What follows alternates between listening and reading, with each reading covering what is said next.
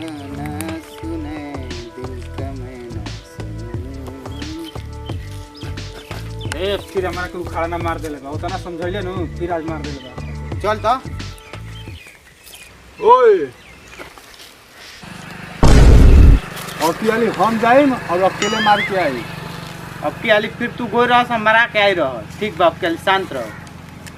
ठीक बा जा सुन बड़ी कुदाई कुदाई के मारला हम जाती घर है। पहिलका मार याद बा तोरा ना दो एकरा कबार देबे के बा एकदम 300 गोले कम नहीं खे मारे के बुझाई नो एकदम।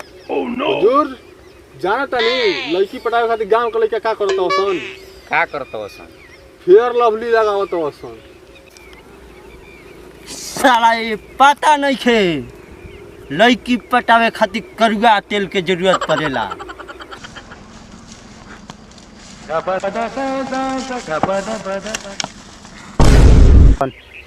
घुरपे कौन ये कौन हमनी के इलाका में आवत रे नतरनाथ बुझा त कोनो नया लड़का हो उस्ताद जाके पता करतो ई कहां के हो जासूस नानु हो बुझा त देखिए जासूस हो गरी घुमतो से जाई के पूछतो एकरा से कहां घर हो। इस साला मुर्गा के फाटा में कहा रहेला रे उपेंद्र। तू एजे रोक हम ओकनी के बेखरा छोड़ा के आवतनी जो हे जब रोक देखिए कहीं कि बम बारूद चली तो कौन ठीक नहीं के लाग उग जाई। तू लइका बाड़े तू एजे रोक देख हम आवतनी। एमे ओ कारण के करना म ओए बाबू हमार नाम हो का काम बा।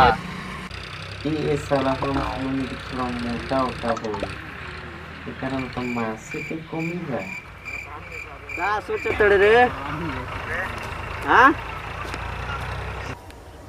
भैया जी हमरा दोस्त के काहे मरनी है भैया जी माफ कर दी ओकरा के जा दी भैया जी जा दी सरदार माफ कर दी जा माफ कर देनी जा दी भैया जी। ए जे बगल में हमार घर बगे भैया जी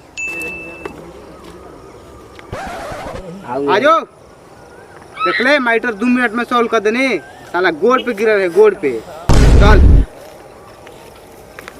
देख ले गोलू साला के 2 मिनट में ओकर नानी याद करा देनी आके गोड़ धर के गिरत रहे 2 मिनट में गोड़ पे गिरत रहे।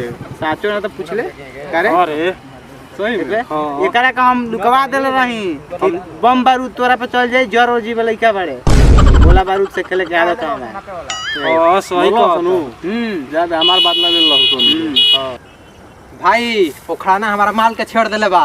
चल तोरो बात के समाधान हो जाई ना हम लड़की के चक्कर में पड़ी ना तोर माल लिया तू देख इनके अपना माल के सहेली ले हमार सेटिंग करावल तोर माइटर तू देख। भाई एगो बात सुनला है का उखाड़ना बड़ी मार मराइल बा लड़की छड़त के मंडी में। देख ले हमार पावर हम एजा बानी हमार क्राइम उजा कर देलक हेजा बावे होजा कैसे मार देबे हेजा ना पागल है कारे मते मुंह में दवाई खालस घाव केला पैर में तो खालस तो पैरा का घुआ निमन हो जाला वैसे ही हमार हाथा बहुत बोल वही जानत नहीं की से पावर ज्यादा बा फोन कर के मरवा देले बा तेका जन हमारा पावर हम गोई रही खुद नु जोना से खुद गोई रही समस्या के समाधान भइल मार देखलस गोड़ पे गिर गई खड़ा पूरा गोड़ पे गिर रहा तोरा के ये मर नहीं जा मरलस दबा के मत विश्वास आज देख मंडी में हाला हो गई। देख ले हमार पावर वो खाना के मरवनी हम बुझाई। ओह नो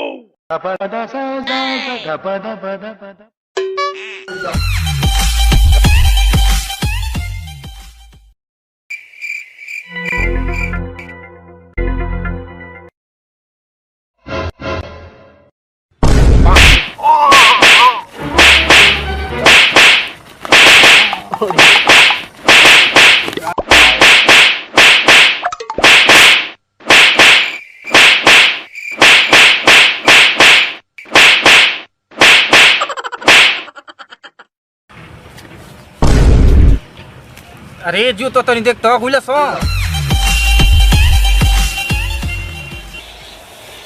अरे गोइलो सन चल चल चल देखल जा चल तो चलो देखल जा।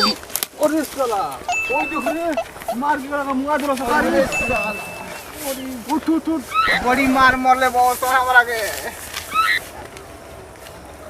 बहुत मार मरले वो ना पावर दिखावत रहल तू बहुत पावर सीज हो गई। बहुत पावर सीज हो गई एजा हाथ बहुत है कि उखाड़ा ना संग मत लग रे ते बातें ना मनबे ले उखाड़ देलस तोरो कनुए बेरा ओ दिन गोलुआ के उखाड़ले रहे त ना बुझाई तोरा उ कहत रहे कि मत जो खेले भाई बड़ी समझावत रही जता रहा के कि ओकर संग उखाड़ा ना संग मत लो अब कहां गुल चार बड़ा कहां था पावर में खत्म हो गई साला बड़ी मार मरले बा हमारा घरे।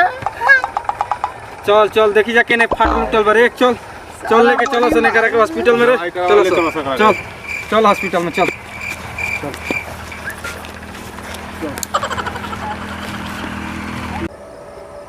Hello guys, I am Sunny Leone. ठीक है। हेलो भाई, अगर आप लोग को वीडियो अच्छा लगे तो इसे लाइक कीजिए, शेयर कीजिए, सब्सक्राइब कीजिए और कमेंट करना ना भूले, जरूर करें कमेंट। कैसा लगा वीडियो?